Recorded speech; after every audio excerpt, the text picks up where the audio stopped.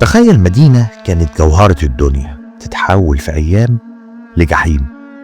اللي هحكي لك عنه النهاردة هو البداية الحقيقية لسقوط بغداد. احنا النهاردة بنتكلم عن الحدث اللي هز التاريخ الإسلامي وأنهى واحدة من أعظم الدول، وهي الخلافة العباسية. لكن قبل الدم والدخان وصوت الخيول لازم نرجع لورا شوية. لازم نفهم إزاي وصلت بغداد للحظة الانهيار.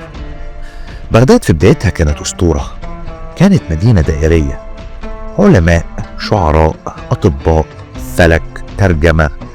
كانت مركز العالم من أيام المنصور لحد عصر هارون الرشيد والمأمون. لكن زي أي حضارة لما بيجي الضعف بيجي ببطء ومحدش بيحس بالنهاية.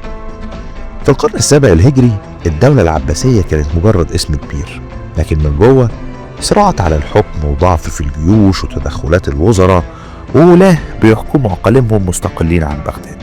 ومع الفوضى دي ظهر إعصار جديد جاي من الشرق، وهو قوة المغول. قوة ما تعرفش الرحمة، قوة بتمسح كل شيء تعدى عليه. وتحت قيادة هولاكو خان بدأ حلم جنوني، وهو إن الغرب كله يكون تحت أقدامهم.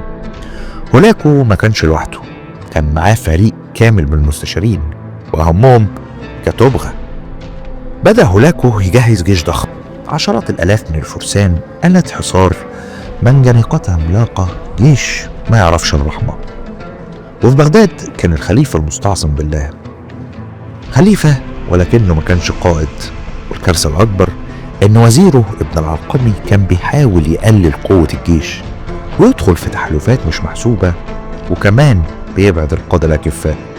وهنا العلماء اختلفوا، هل فعلا كان خاين ولا مجرد وزير ضعيف؟ بصراحة المصادر هنا متناقضة، ودي نقطة هنوضحها أكتر في الجزء الجاي.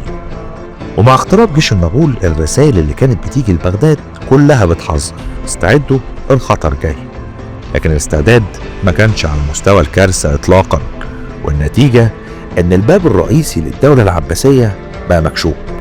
وفي أواخر سنة 1257 هولاكو بدأ يتحرك، جيش كامل بيزحف ناحية بغداد، مدينة العلماء، مدينة الأسوار الذهبية.